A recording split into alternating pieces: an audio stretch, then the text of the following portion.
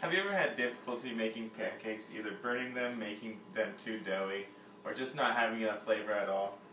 Well, today I'm going to show you how to make my favorite type of pancakes, peanut butter chocolate chip pancakes that should satisfy your taste buds or your guest taste buds on any occasion. First, I like to start off with getting my pan ready so that it's ready to go once we have the batter ready.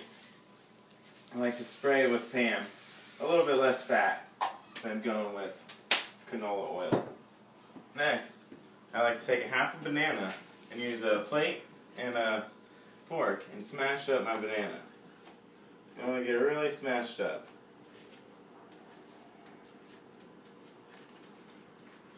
Older bananas are a little better. They're easier to smash and they also have a little bit more flavor.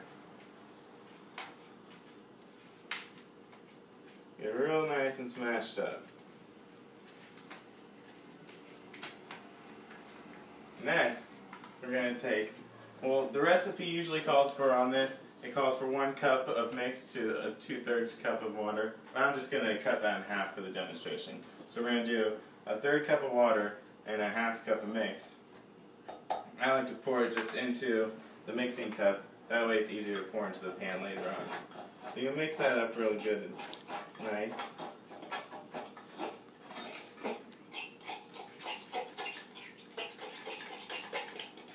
You don't want it too liquidy.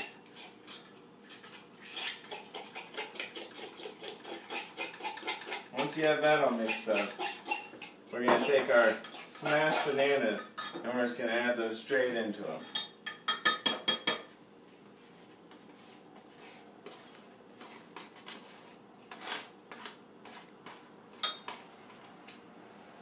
Now we're going to give those a good mix.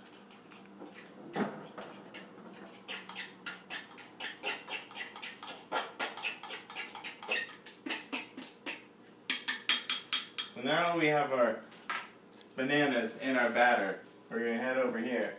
We're going to pour our batter into the pan.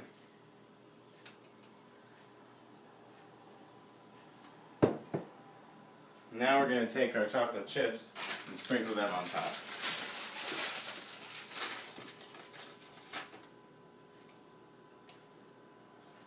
You can do as many chocolate chips as you like. If you like it more chocolatey.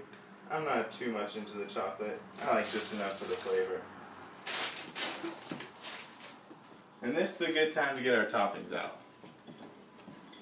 I like butter, syrup, and peanut butter on my pancakes.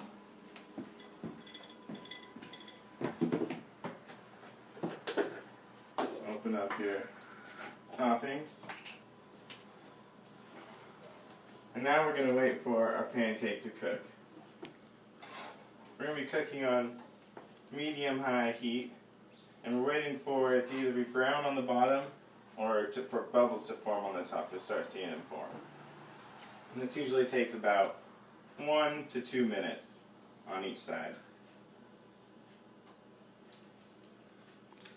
While you're waiting, you can start cleaning up. You take your plate, throw it in the garbage, and your fork you can rinse off and put in the dishwasher because you won't need that any longer. And you can also take out a knife for your toppings. And now we'll get a plate so I'm ready to serve it.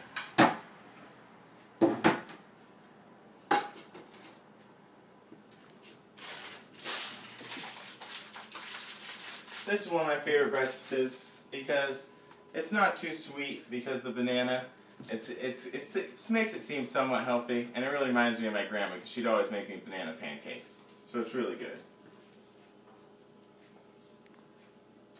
You can see here a little bubbles are starting to form. The bubbles on the top here.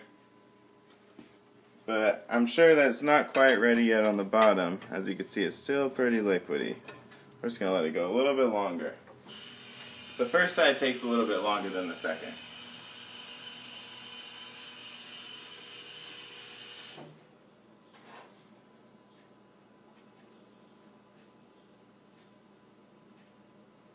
So now we can see around the edges. You can kind of see that it's actually getting cooked and not as liquidy as the top. So I think it might be time for a flip. Oh, not quite. Check the bottom, it's just a little bit too white so far. We're waiting for the golden brown color.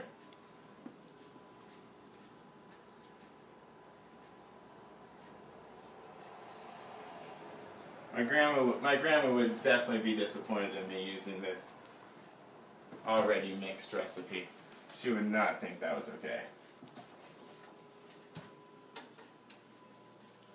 Just going to turn up my heat a little so it goes a little bit faster here.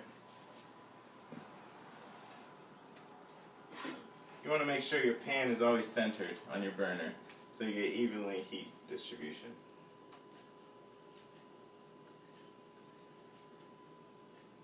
I'm going to check it again. And it's just about ready. So we're going to go ahead and get our spatula fully underneath and then flip it. And this side should go a lot faster than the other side. You might smell a little bit of chocolate burning, but that's okay because it's just chocolate and it tastes delicious. So now as we wait for it to cook, there's less signs of it being done once it's on this side, so you'll definitely have to check it more. You don't get the bubbling effect.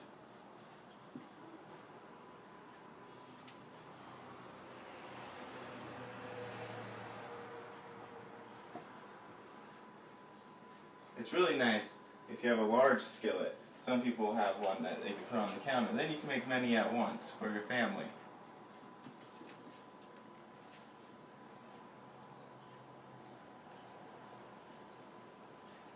If you add a little pressure, it does seem to cook faster. I used to just cut up bananas and place them on, but I found that the flavor gets a lot better if you do smash it up and then mix it into the batter. Well, if you cook it that way. So now I'm going to check this side. This side does get, and it looks like, yep, it's done. So now we're going to place it on the plate.